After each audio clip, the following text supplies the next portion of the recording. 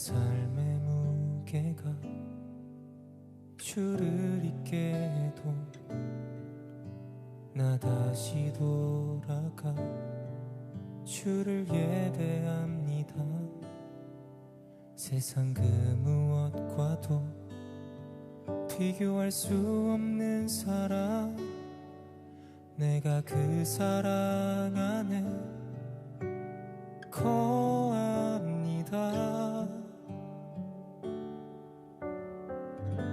온 땅에 주와 같은 분 없으니 뒤돌아보지 않고 주만 바라봅니다. 나를 일으키고 내게 힘주시는 분, 내겐 주님이면 충분합니다.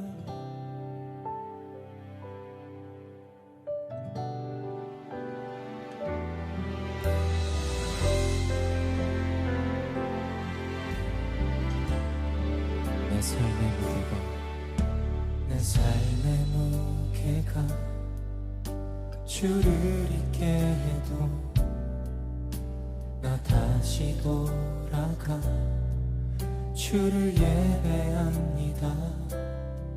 세상 그 무엇과도 비교할 수 없는 사랑, 내가 그 사랑 안에 거합니다. 다시 한번 내 삶의 무게가, 내 삶의 무게가 주를 잇게 해도 나 다시 돌아가 주를 예배합니다.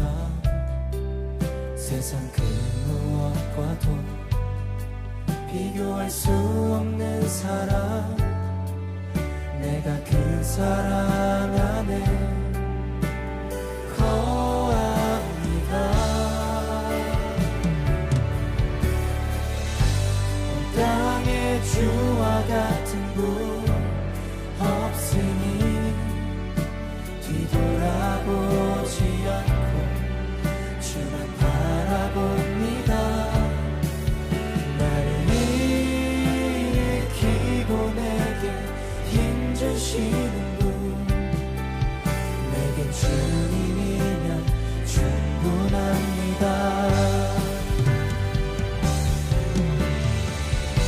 온 땅에 주와 같은 분 없으니 뒤돌아보지 않고 주만 바라봅니다.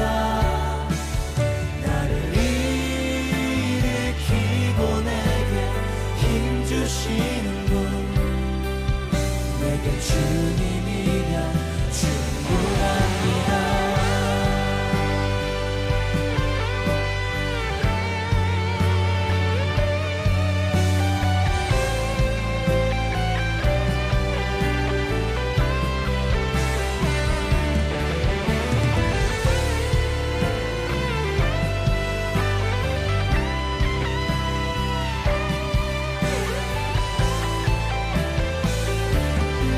주님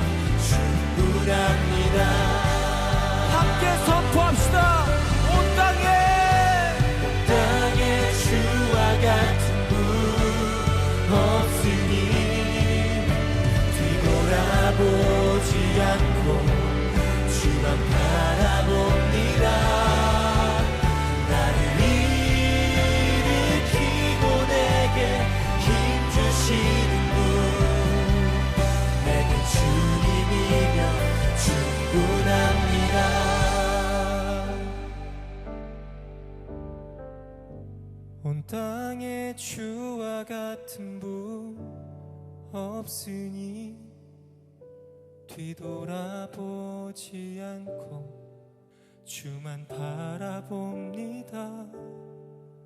나를 일으키고 내게 힘 주시는 분, 내겐 주님이면 충분합니다.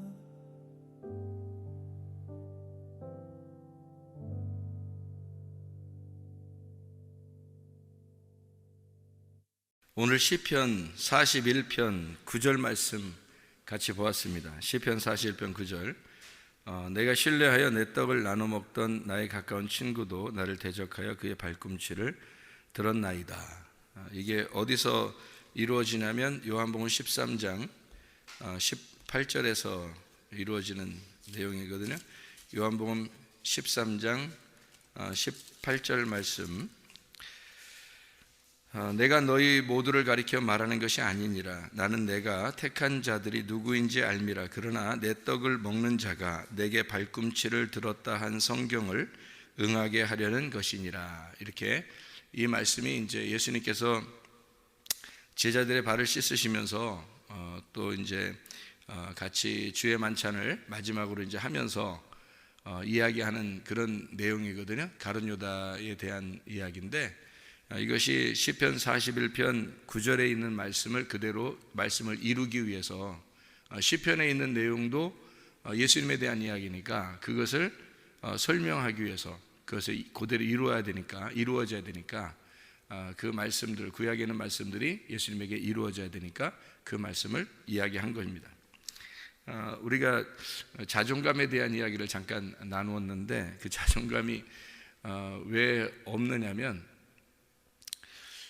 자존감이 사람들이 없는 사람이고 자존감이 높은 사람이 있잖아요. 어릴 때 넌 최고야, 넌 최고야 자꾸 이렇게 해주잖아요. 그러면 자존감이 높아집니다. 근데 어릴 때 자꾸 이제 너는 조심해야 돼, 너는 이렇게 하면 안 돼, 너 이렇게 하면 잘못이야, 네가 조심해야지, 네가 맞인데, 네가 장자인데, 네가 장녀인데 네가 조심해야지, 아래 애들한테 네가 모범이 돼야지, 자꾸 억누르잖아요. 그럼 자존감이 사라집니다. 그러니까 어릴 때 그 부모에 의해서 영향을 받아가지고 아이들이 자존감이 없어지는 거예요. 그러니까 자존감이 높은 아이들은 또 어떻게 되냐면 막 이제 축혀준 거죠. 넌 최고야, 너는 이렇게 될 수 있어, 너는 성공할 수 있어, 뭐 잘할 수 있어, 그렇게 해줘야 된다 그러잖아요. 그러면 이제 어떤 게 둘 중에 어떤 게 더 문제냐면 자존감이 높은 게 더 문제입니다. 성경에서는요. 왜 그러냐면 자존감이 높은 사람은 자존감을 하나님이 낮추어서 하나님 만나게 하는 거예요. 이게 성경의 원리가요. 그러니까 자존감이 이미 낮은 사람은 부모를 잘못 만난 거죠. 사실은, 그죠? 부모 잘못 만났어요. 그러니까 자존감이 낮아진 거죠. 낮아졌는데 낮아진 사람은 이제 그 상태에서 주님 만나는 거예요. 그런데 자존감이 높은 아이들은 교만하잖아요. 겉으로 자기가 최고인 줄 안다고요. 그런데 이 사람은 반드시 깎여져야지만이 주님을 만날 수 있거든요. 그래서 교회를 만나게 되고 성경을 만나게 되고 말씀을 듣게 되고 이럴 때 자기 자존심이 다 깎아져 버려요. 그때 이제 조심해야 되는 게, 자존감이 높은 아이들은 그 말씀이 들어올 때요, 자기를 깎아내고 자기를 죽이러 말씀이 들어오는 건데 그걸 거부해 버립니다. 밀어내요. 내가 최고인데. 자기를 죽이려고 한단 말이에요. 말씀이 자기를 죽이려고 하니까 막 밀어내는 거예요. 그러면 이제 주님 만나기가 더 어려운 거죠. 그래서 자존감이 낮다고 나 자존감 낮아서 어떡해 이렇게 걱정하는 사람들도 있는데, 그럼 자존감이 높으면 어떻게 하는데? 더 어려운 거예요. 그러면 더 힘든 거예요. 그러니까 교회 입장에서는요, 주님 안에서, 그러니까 주님은 이렇게 순서예요. 자존감 높이 키우라는 거예요. 순서는 이렇게. 그러니까 부모가, 좋은 부모는 아이를 자존감을 높게 키웁니다. 그렇죠? 그게 순서예요. 자존감, 그러니까 그게 좋은 부모예요. 나쁜 부모는 어떻게 하면 자존감을 다 깎아버립니다. 나쁜 부모, 그러니까 못 배워서 그런 거예요. 부모가 아직 그런 거를 이렇게 하면 애가 자존감이 낮아질 텐데, 자존감 높아야 돼, 이걸 모르잖아요. 심리학적으로 잘 모르니까 그냥 자존감을 다 깎아버리는 거예요. 그러면 이제 이게 자존감이 깎여져서 자라나잖아요. 그러니까 이게 못된 부모를 만난 거예요. 그래서 성경에서는 못된 부모를 만나야 된다고 그러잖아요. 못된 부모를 만나야 진짜 부모를 만나거든요. 진짜 부모 하나님 만나거든요. 그러니까 그 순서는 맹인을 만들어버린 거죠. 이 아이를, 그죠? 맹인을 만들어버렸으니까 주님을 만날 때 눈을 뜨게 만들어주는 거거든요. 그러니까 이 땅에서 부모가 잘못됐든 잘됐든 상관없어요. 그러니까 주님 만나는 데 있어서는 주님 만나야, 주님이 찾아오셔야 만나는 거예요. 그러니까 순서는 이렇게 돼요. 네가 좋은 부모가 돼야 된다 하면은 어떻게 되냐면 아이들의 자존감을 높여줘야 되죠. 첫 번째는, 그죠? 그러면 이제 교회를 와서 주님을 이게 말씀을 이렇게 듣다 보면 이게 자존감이 딱 깎여져 버리는 겁니다. 그러면 이제 갑자기 소경이 돼 버리는 거죠. 처음에는 눈을 뜬 줄 알았어. 눈 뜨게 막 만들어주는 거예요. 세상에 눈을 뜨게 만들어줬잖아요. 좋은 부모들은, 그죠? 좋은 부모 잘 교육을 시켜주고 어떻게든지 네가 최고야 라고 해주고 잘 이렇게 해주잖아요. 그러면 이 아이가 이제 교회에 와서 말씀을 듣다가 맹인이 돼버려요. 맹인이 돼야 주님 만나는데, 맹인이 되는데 그게 너무 힘든 거예요. 근데 이걸 이제 맹인 되라고 얘기하는데 바리새인들은 뭐라 그랬어요? 예수님한테 요한복음 9장에 보면 네가, 예수님은 너 눈 떴으니까 너 맹인 되게 만들어줄게 하니까 이게 구원해 준다는 뜻이거든요. 너 맹인이 돼야 구원받은 거니까, 그렇게 구원받으니까 너 맹인이다. 맹인 소경은 내가 눈 뜨게 해줄 거야. 근데 너희들은 눈 떴다고 그러니까 내가 소경 만들어줄 거야. 그런 얘기잖아요, 예수님이, 그죠? 그럼 소경 만들어준다는 게 그 사람들은 우리가 눈 떴는데 우리도 소경인가? 뭐 이러면서 기분 나빠하잖아요. 근데 그게 기분 나쁜 얘기가 아니라 예수님이 하나님 나라의 입장에서는 저들이 소경이 돼야 내가 눈을 뜨게 해주는데 라고 생각을 하는 사랑의 마음이란 말이에요, 그게. 그런데 이 사람들은 그걸 거부하는 거잖아요, 그죠? 예수님을 미워한다고요. 예수님을 거부한단 말이에요. 그러니까 자기들의 자존감이 너무 높은 거예요. 바리새인들은 자기들이 그렇게 자라난 거예요. 그러니까 열심히 살았고 잘했고 자기들은 칭찬을 많이 받은 사람들로부터. 그러니까 이게 자존감이 높으니까 예수님이 자기를 니네 소경이야, 니네 나쁜 놈이야, 이 독사의 자식아 하면 기분이 나쁜 거예요, 이게. 그래서 못 받아들이는 거예요. 그래서 예수님을 밀어내고 죽여버리는 거예요, 이게요. 그런데 이제 맹인이 되잖아요. 그러면 자기 보이는 게 없죠. 그래서 뭐 눈에 뵈는 게 없다 이런 얘기가 아니라, 눈에 뵈는 게 없어서가 아니라 진짜 눈에 안 보이는 거예요. 그래서 자기가 너무 자존감이 낮아지는 거죠. 자기만큼 죄인이 없는 거예요. 그러니까 예수님이 와가지고는 그런 사람을 일으켜 세워주시고 부활시켜주고 눈을 뜨게 해주는 거예요. 주님이 오신 목적이 그거니까.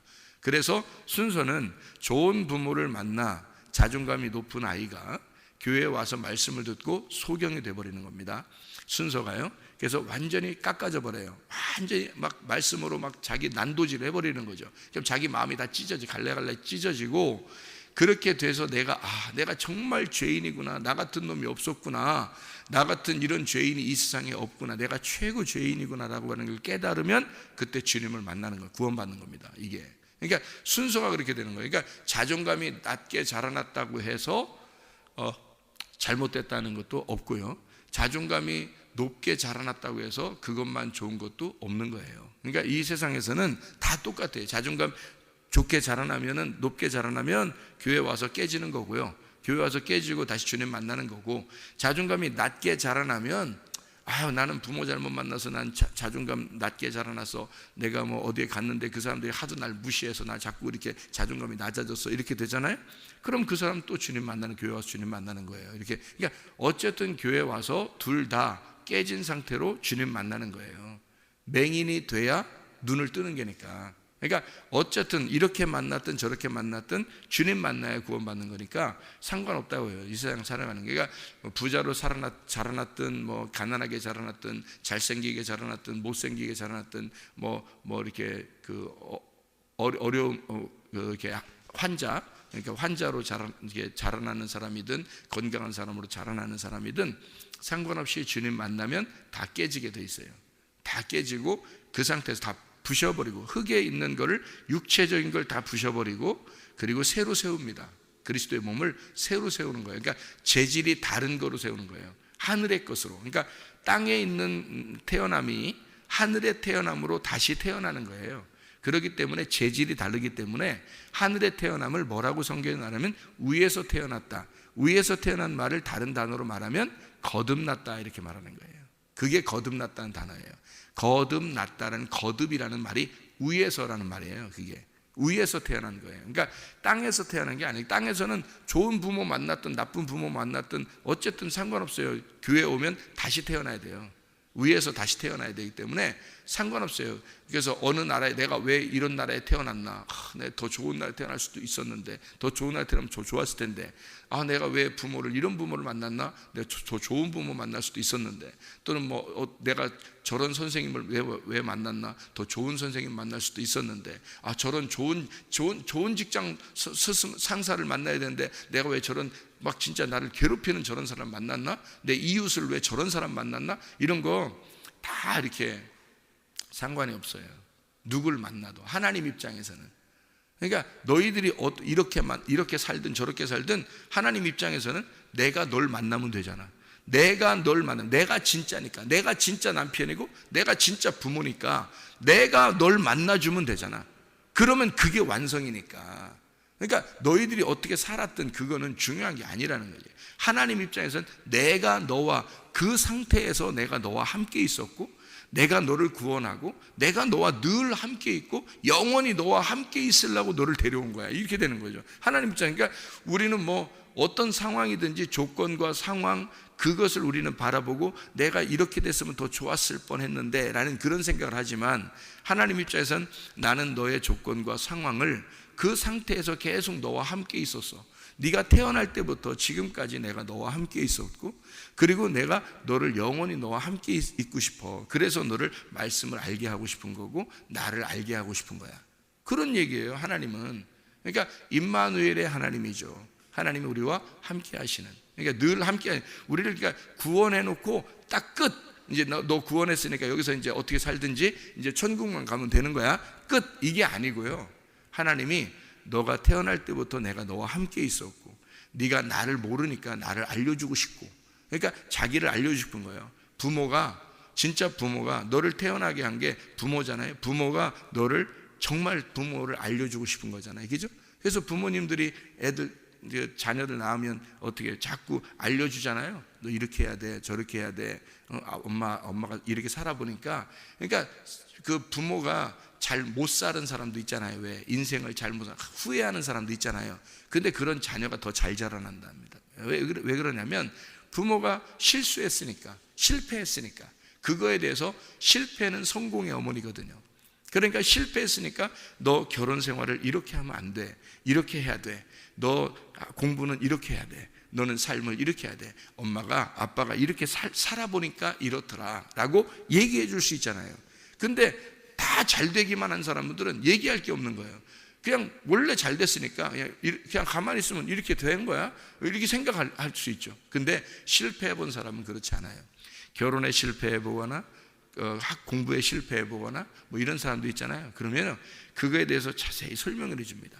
그리고 엄마의 마음이 어땠는지 아냐, 아빠의 마음이 어땠는지 아냐, 이러면서 설명을 해주기 때문에요, 자기를 설명해줘요. 자기를 자꾸 가르쳐주고 인생을 가르쳐준단 말이에요. 이해가 돼요? 그러면서 이 자녀들이 인생을 배우기 시작하는 거예요. 마찬가지예요. 그러면서 함께 살잖아요. 그죠? 부모가, 하나님께서 우리에게 자기를 자꾸 소개해 주는 거예요. 자기를 자꾸 알려줘요. 나는 이런 하나님이야. 나는 이런 하나님이야. 그래도 너와 함께하고 있어. 늘 너와 함께하고 있어. 내가 너와 같이 있는 거야. 계속 가르쳐 주는 거예요. 이게. 그러니까 우리의 상황이 병이 났든, 또는 사업에 문제가 생겼든, 가정에 어떤 문제가 있든, 누구를 잘못 만났든, 이렇게 하나님은 그 상태에서 내가 너와 함께 있고, 너와 함께 같이 슬퍼하고 있고, 같이 너와 애절하고 애통하고 있고, 내가 너와 같이 있는 거야. 이거를 계속 설명해 줘요. 하나님이 우리에게 내가 너 구원했으니까 끝, 이게 아니고요. 그거 하나로 성경이 이루어졌다면 성경 이렇게 많이 쓸 필요 없어요. 사실은. 그죠? 그냥 끝, 그러면 되니까, 구원받았으니까 됐어, 이렇게 하면 돼. 그게 아니고요, 계속 같이 있단 말이에요. 하나님이 함께 있는 거예요. 그러니까 함께 살아가고 싶은 거예요. 하나님은 자기를 소개해 주고 싶은 거고, 자기를 알려주고 너와 내가 같이 살아가자, 이렇게 되는 거거든요. 그게 이제 그게 우리의 자존감을 높이는 거예요. 그러니까 마지막 자존감은 하늘에서 높여지는 거예요. 그러니까 이 땅에서 자존감 높은 건 오히려 손해예요. 예, 그런 부모 만났다고 야, 넌 부모 잘 만나서 좋겠다, 그런 거 아니에요. 오히려 잘못 만났을 수도 있는 거예요. 왜냐면 다 깨져야 되니까. 교회 오면 다 깨져야 되니까. 예, 그래야 하나님이라는 자존감을 만나니까. 하늘의 자존감을 만나야 되거든요. 예, 그러니까 뭐 부모를 이렇게 만났든 저렇게 만났든 의미 없어요. 하나님 만나게 해줘야 돼요. 어떻게든지 하나님 만나도록 만들어주는 것이 부모의 책임입니다. 이 땅에서는요. 그리고 하나님 만나게 되면 그때부터는 하나님이 그러죠. 내가 진짜 부모인데 내가 너와 함께 있어. 그러면요, 모든 게 이제 이 자녀가 하나님과 이 자녀 관계가 되는 거예요. 하나님과 이 자녀 관계. 부모가 중간에 낀 게 아니고, 중간에 부모가 끼는 게 아니잖아요. 하나님하고 얘 관계가 되는 거예요. 이제 그러면 이 아이가 그때부터 하늘의 자존감을 가지고 살아가게 된다는 거죠. 그럼 어디에 갖다 놔도 하나님을 정말 사랑하는 자가 되고 하나님의 사랑받는 자가 되는 거죠. 이해가 되죠? 무슨 말인가? 이런 게 이제 자존감에 대한 이야기예요. 자, 성경에 이게 가룟 유다 얘기가 이렇게 나오면 예수님을 팔아버렸고 예수님을 이제 죽는 데까지 내놨어요. 배신한 거죠. 배신자입니다. 배신자라는 이야기를, 여러분이 혹시 배신자라는 이야기를 들으면 여러분 기분 나빠요? 좋아요? 기분 나쁘죠? 배신자라는 이야기 들으면 너 배신자 같아, 너 배신자야, 너 배신할 것 같아. 그럼 누구를 어떻게 믿어요? 그죠? 물론 사람은 믿을 사람이 없어요. 사람이니까. 그죠? 사람이니까. 그러니까 사람이니까 믿을만 해야 되거든요. 짐승이 아니고. 그러니까 사람이니까 배신할 수 있어. 그러니까 사람이니까 못 믿겠어. 그거는 네가 짐승이야, 그 말이죠. 너 짐승이야. 그러니까 우리는 모두 다 짐승이에요. 누구만 사람이에요?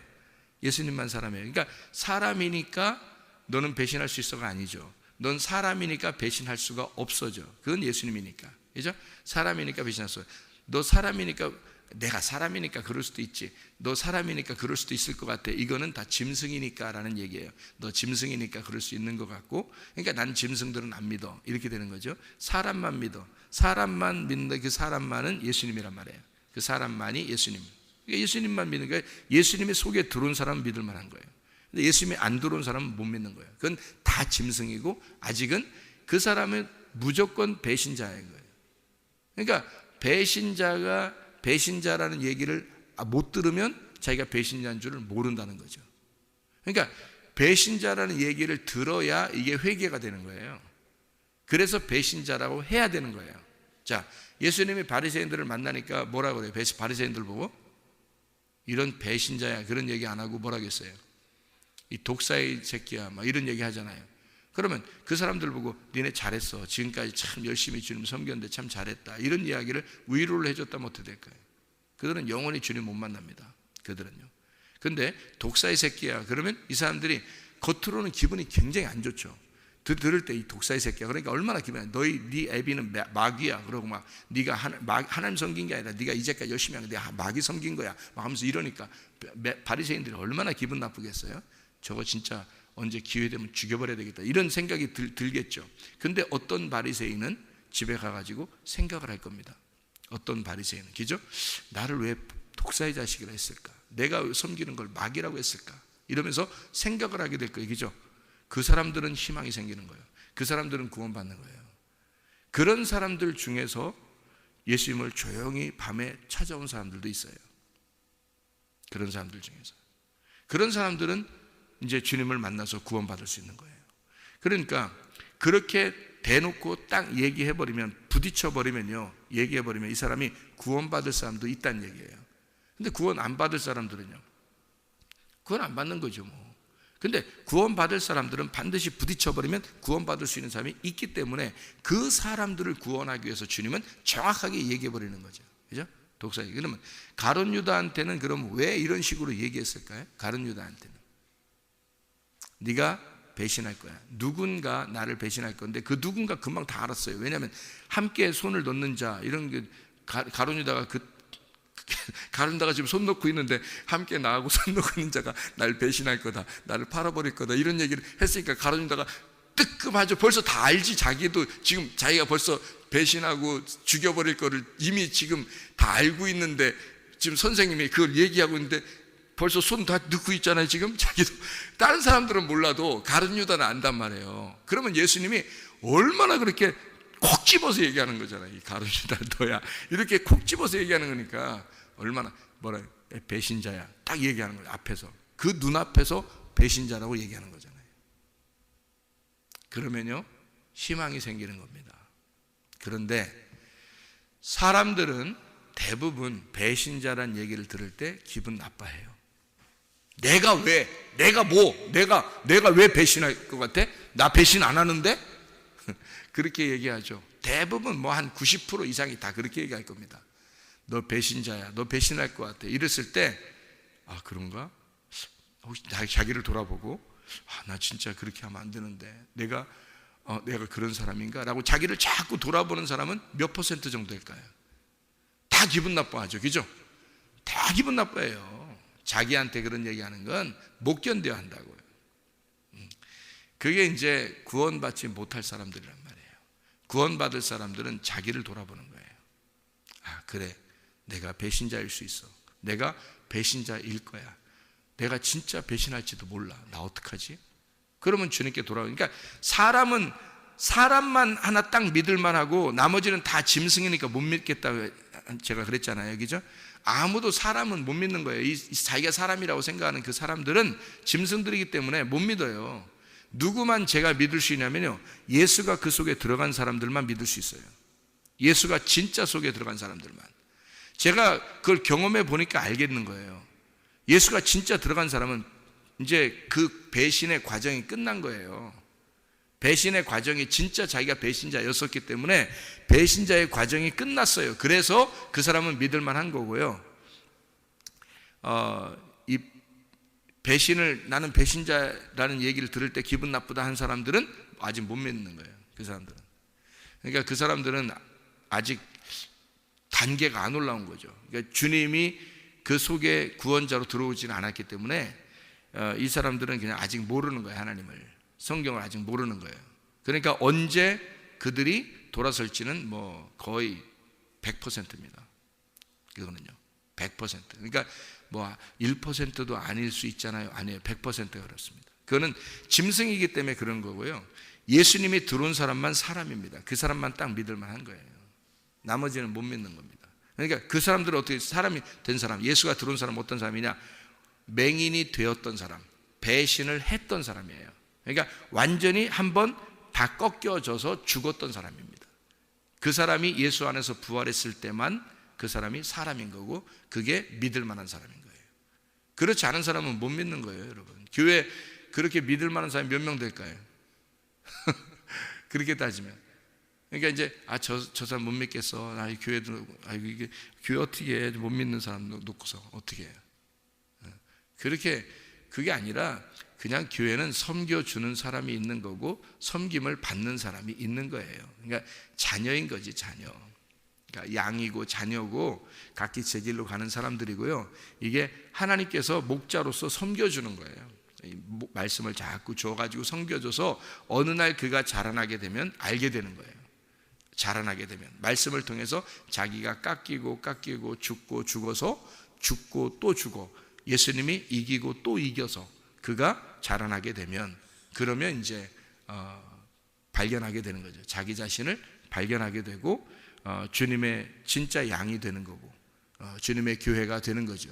그러니까 배신자라고 하는 게 너는 배신자야 라는 얘기를 들어야 되는 거예요. 사실은 교회 오면 너는 배신자야, 그걸 들어야 가룟 유다가 지금 딱 찔림이 있는 말씀을 들은 거예요. 그죠? 너 배신자야, 네가 나를 팔 거야, 내 사랑하는 자 중에서 나를 팔 거다, 나의 가까운 친구 중에 나를 팔 것이다 라고 얘기하는 걸, 그 얘기를 들어야 되는 거라고요. 그게 무슨 말이냐면 배신자다라는 얘기거든요. 네가 나를 배신할 거야, 그 얘기를 진짜 들은 사람이 누구예요? 베드로입니다. 베드로가 네가 날 3번 부인할 거야 그랬어요. 그러니까 나 절대 예수님 부인 안 합니다 그랬잖아요. 그러니까 예수님이 뭐라는, 네가 나를 3번이나 부인하게 될 거다라는 얘기예요. 네가 3번이나 나를, 그리고 부인해야 된다라는 얘기가 있거든요. 그게 베드로가 부인하고 3번을 부인하고 난 다음에 주님을 다시 만나서 그때 깨달은 거예요. 아, 예수님이 왜 나에게 그런 얘기를 했는지를 그걸 깨달은 거예요. 그때 와서. 그 전에는 모르는 거예요. 그렇게 절대 나 배신 안 해요, 나 부인 안 해요 막 이러잖아요. 그게 이제 사람들의 모습인 거죠. 기분 나쁜 거죠. 듣기에 기분 나쁜 거예요. 자기 뭐 그런 사람이냐. 근데 성경에는 그런 배신자가, 그렇게 3번을 부인하는 자가 구원을 받아요. 성경에는. 그래서 그 배신자가 돼야 되고 부인하는 자가 돼야 되고 결국 죽여야 된다는 겁니다. 예수를. 그러니까 예수는 혼자 자살할 수가 없어요. 그러니까 자살이냐 타살이냐. 예수님이 자살한 거냐 타살한 거냐. 예수님은 너희들이 나를 죽일 거다. 그리고 나는 이 땅에 죽으러 왔다. 하나님의 계획이에요. 아니, 누가 죽인다고 안 했는데도 자기가 죽으러 왔다는 거예요. 그러면 자살이에요. 이게 타살이에요. 이게 도대체가. 여러분 어떻게 생각해요? 예수님은 자살한 거예요, 타살당한 거예요? 사람들이 죽였으니까 타살당한 거고, 예수님이 스스로 자기가 죽으러 왔다고 그러니까, 아니 누가 죽인다고 안 했는데도 자기가 죽으러 왔으니까 이건 어떻게 봐야 돼? 타살입니다. 왜 이게 타살인지 알아요? 우리가 생각할 때는 자살인 것 같죠, 그죠? 근데 이거 보세요. 하나님이 보여요, 안 보여요? 안 보이죠? 보이는 예수님으로 왔어요.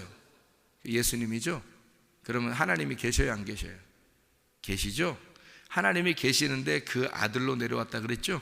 예수님이, 그죠? 그래서 자기가 이 땅에서도 하나님 아버지, 내 아버지요, 이런 얘기 하죠? 그러면 아버지가 계시죠? 그러면 아들이 여기 있죠? 무슨 말인지 알겠어요? 그러면 아들이 죽으러 왔죠? 그럼 하나님이 아들로 안 오고 스스로, 그냥 하나님이 스스로 자기가 영인데 어떻게 죽어요? 근데 만약에 자기가 자기를 죽는다고 생각해 보세요. 그러면 내가 난데 나는 죽을 거야. 그래서 자기가 혼자 스스로 영이 죽었어. 그럼 자살이겠죠. 그죠? 그런데 자기 아들로 내려왔어요. 자, 하나님이 계신데 아들이라는 육체를 가지고 이렇게 내려왔어요. 말씀이 육체로 내려왔어요. 근데 말씀은 안 죽는 겁니다. 말씀은 안 죽는 거예요. 육체만 죽는 거예요. 그죠? 육체만 실제로 목숨이 끊어지는 거예요. 그러면 하나님이 이 아들을 죽이려고 보낸 거예요. 맞죠? 그러면 아버지가 아들을 죽인 거죠. 그러면 아들 입장에서는 자살이에요? 예수님이 스스로 자살한 거예요? 타살당한 거예요? 타살당한 거죠. 아버지에 의해서. 이해가 됩니까? 그러니까 예수는 자기가 나는 죽으러 왔다, 그래서 나는 죽을 거야 라면 사람들이 생각할 때는 자살이구나 라고 생각할 수 있죠. 왜냐하면 사람들이 안 죽여도 자기는 죽어야 되니까. 그러면 그렇게 해서 십자가에 매달려 죽는다 할지라도 사실 누가 죽이는 거예요? 아버지가 죽이는 거란 말이에요. 이해가 되겠어요? 그러니까 십자가에 매달려서 그 아들이 뭐라고 고백해요? 하나님 왜 나를 버리십니까? 라고 얘기하죠. 그러니까 이거는 누군가가 자기를 죽였다는 얘기야. 맞죠? 그러니까 예수님 입장에서 사람들이 생각할 때는 혹시 자살 아닌가? 아닙니다. 타살입니다. 타살이, 왜 타살이 중요하냐? 자살은 안 되고 왜 타살이 돼야 되느냐는 거면, 자살은 자기가 자기를 죽였기 때문에 구원자가 필요가 없어요. 자기가 자기를 죽였잖아요. 그러니까 구원자가 필요 없는 거란 말이에요. 그런데 타살을 당하잖아요. 그러면 자기가 죽은 게 아니라 죽임을 당했단 말이에요. 그러니까 구원자가 필요한 거예요. 자기가 자기를 죽였으니까 자기가 심판자잖아. 심판자니까 구원자가 더 이상 필요 없잖아요. 자기가 하나님이 됐잖아. 자기가 하나님이 돼서 스스로 자기가 자기 목숨을 끊었으니까 자기가 구원자인 거야. 자기가 자기를 구원하려고 죽은 거야. 그러니 더 이상 구원자가 필요 없죠. 이해가 돼요? 자기가 하나님이 돼버렸으니까. 그런데 타살을 당하면요, 자기가 죽임을 당한 거야. 죽임을 당하면 구원자가 필요한 거야. 자기를 살려줄 구원자가 필요한 거예요. 이해가 돼요? 그래서 예수가 죽임을 당했을 때, 타살 당했을 때 구원자 하나님이, 아버지가 그를 살려주는 겁니다. 이해가 되겠어요? 그래서 예수가 타살당하고 하나님은 그를 살려주는 거예요. 구원자가 필요하기 때문에 예수가. 그럼 왜 예수는 타살당하고 그렇게 죽임을 당했을까? 인간 모두가 그 예수를 따라가서 죽임을 당해야 되니까 그러는 거예요. 인간 모두가. 자살하는 게 아닙니다. 인간 모두가 예수를 따라가서 자살하는 게 아니에요. 인간 모두가 예수를 따라가서 타살당해야 된단 말이에요. 죽임을 당해야 된단 말이에요. 누구에 의해서? 자기 아들에 의해서, 자기 딸에 의해서 부모가 타살당하는 거란 말이에요. 그게 부모입니다. 그러니까 여러분이, 자, 지난번에 한번 얘기했죠. 이게 요거 자녀가 속에서 태어나면서 엄마의 이 살을 다 파먹고, 그리고 이 아이가 자라나서 나와 보니까 엄마가 없더라. 그죠? 어디에 있어요? 자기 안에 있더라. 자기가 다 먹었으니까. 그런 고기들도 있다 그랬죠. 그죠? 그러니까 마찬가지로 우리가 누군가에 의해서 우리가 타살을 당하는단 말이에요. 그거를 이제 종교적으로 어떤 사람이 내가 예수 믿는다고 누군가 날 죽이면 그걸 순교라 그러죠. 그죠? 순교라 그래요. 누군가가 나를 죽였다, 예수님을 죽였다 그러면 예수님은 타살당했죠. 그러면 다 누가 필요한가 하면 내가 죽은 게 아니니까, 내가 내 스스로를, 내가 내 목숨을 심판한 게 아니기 때문에, 내가 하나님이 아니기 때문에 하나님이라는 어떤 존재, 구원자가 존재하는 거예요. 필요한 거고, 그가 우리를 부활시키고 살리는 거예요. 그 사람들이 구원받는 거예요, 여러분. 그래서 절대 성경에서는 타살당해야 됩니다. 그러니까 자기를 팔아서 넘겨서 죽일 누군가가 나와야 되는 거예요. 예수님도. 이해가 돼요? 그러니까 가룟 유다가 나쁜 놈이 아니에요. 가룟 유다가 나쁜 놈이 아니라, 예수님은 시편 41편 9절에 있는 이 말씀이, 누군가, 내 가까운 친구가 나를 위하여 발꿈치를 들어서 나를 배신할 것이다, 그리고 내가 팔려야 하고 내가 죽임을 당해야 된다 라고 하는 것이 정해져 있기 때문에 누군가는 나한테 그렇게 해줘야 돼. 근데 그게 너야 라고 얘기를 하니까 그게 듣기가 기분 나쁜 거란 말이에요. 듣는 배신자가 상당히 기분 나쁜 거야. 듣는 배신자가. 근데 배신자가 돼야 되는데, 그게 듣는 배신자가 기분 나쁘니까 이게 들리냐고, 이게 말이. 그러니까 배신을 하고 나니까, 나는 그런 사람이 아닌데 배신을 한 거야. 내가 도저히 자기 자신이 자기를 견딜 수가 없는 거야. 막 죽어버린 거야, 그냥. 그래서 가룟 유다가 자살해버린 거예요. 베드로는 내가 부인 안 한다고 했는데, 내가 이런 놈이 아닌데 내가 왜 어떻게 부인했을까? 막 괴로워하다가 닭 울음소리를 듣고 막 우는 거예요. 닭 울음소리를 듣고서, 닭 울음소리가 들려서 막 그래. 가룟 유다도 조금만 기다렸으면 닭 울음소리를 들었을 거야. 그런데 가룟 유다는 그 소리를 못 들은 거야. 베드로는 닭 울음소리를 들은 거야. 이 말씀을, 설교 말씀을 들은 거야. 이 닭이 설교하는 걸 들은 거야. 닭이 새벽에 설교하는 걸 들은 거야. 이 새벽에. 앞에 서 있는 사람이 누구야, 그러니까. 닭이 막 우는 거예요. 닭이 막 소리하는 거예요. 닭이 설교하는 걸 이 베드로가 들은 거예요. 듣고서 막 통곡을 하는 거예요. 그리고서 아무 말도 못하고, 주님이 내가 그럴 수밖에 없는 인간이었구나 라는 걸 그때 이제 깨달은 거죠. 내가 짐승이었기 때문에 내가 그 예수를, 사람인 예수를 물어뜯어 죽였구나 라고 하는 것을 그가 깨달은 거예요. 내가 짐승이었구나. 그래서 예수님을 내가 다시 만나야 내가 사람이 되니까, 예수님이 어떻게 하죠? 그래서 기다리고 있는데 예수님이 나타난 거예요. 실제로 부활해서 나타난 거예요. 얼마나 눈물이 나겠어요, 그 베드로가. 그래서 그 예수님이 또 사랑하냐고 또 물어보죠. 이거 뭐 감당할 수가 없는 거예요. 그래서 그 자리에서 주님께 고백하는 거예요. 내가 이제 알았어요. 내가 이제 진짜 주님 알았어요.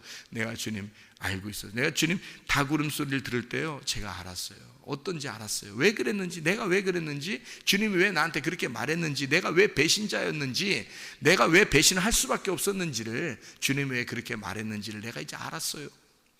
그런 자가 필요한 것을, 그래야 구원받는 것을, 그래야 그가 나의 죽음을 깨닫고 그 닭 울음소리를 듣고 죽고 내 스스로가, 그러니까 닭 울음소리가 닭이요 이렇게 어떻게 생겼어요? 부리가 이 앞에 있잖아요. 부리가 이렇게 앞에 이 입이 주둥이가 이렇게 있잖아요. 그래서 주둥이가 이렇게 찍는 거야. 이렇게 여러분의 설교를 새벽에 설교로 막 찍는 거야. 이렇게. 그래서 닭 울음소리가 확 들렸대. 꺾여 하면서 막 찔르는 거예요. 그래서 막 찢겨서 베드로가 죽은 거예요. 거기서 죽은 거야. 그 소리를 듣고 죽은 거예요. 그죠?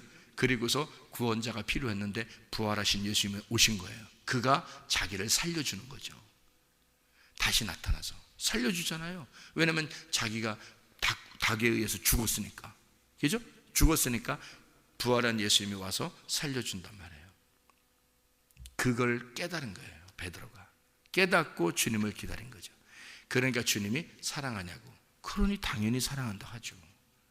이제 알았다고, 그 사랑을 깨달았다고 얘기하죠. 당연히. 그러니까 베드로는 구원받는 거고요, 가룟 유다는 멸망받은 것입니다. 그러니까 자살과 타살이라는 게 얼마나 중요한가. 성경에서 사람들이 그걸 의문을 갖더라고요. 예수님이 하나님의 계획에 의해서 스스로 죽었으니까, 스스로 죽임당했으니까 이거 자살 아닌가? 이렇게 얘기하는 사람도 있다 하더라고요. 또 근데 그렇지 않아요. 이게 분명히 성경에서는 이렇게 가르치고 있는 겁니다. 내용을 알아야죠. 그죠? 예수님의 내용을. 그래서 주님은 타살 당하신 겁니다. 그리고 우리 보고 따라오라고 그래요. 어떻게? 너희들도 타살 당해야 된다. 너희들도 그렇게 타살. 어떻게 타살 당해? 우리는 예수님이 이미 십자가 못 박혀 돌아가시고 부활하셨기 때문에 우리는 주님을 따라가는 자예요. 우리는 어떻게 타살 당해야 될까요? 그렇죠. 새벽에 닭 울음소리를 듣고 그 닭의 주둥이로 가슴을 찢겨서 죽어야 되는 거예요. 그게 우리가 타살당하는 방법입니다. 지금요. 그리고 누군가가 내가 예수 믿기 때문에 죽인다 그러면 순교당하는 거죠. 당연히. 그렇지만 지금은 말씀으로 여러분의 가슴을 타살당해야 된다고요. 그래야 주님 구원자가 여러분에게 나타나신다고. 그러니까 맹인이 돼야, 죽임을 당해야 그 다음에 구원자가 나타나서 눈을 뜨게 해주고 살려준다는 얘기입니다. 예. 주님 안에서 진정한 배신자가 되시기를 바랍니다. 주님 안에서 진정으로 자기를 부인하고 예수를 부인하고 주님을 따라가 타살당하는 사람들이 되시기를 바랍니다. 진정한 구원자가 여러분에게 오실 것입니다. 기도하겠습니다.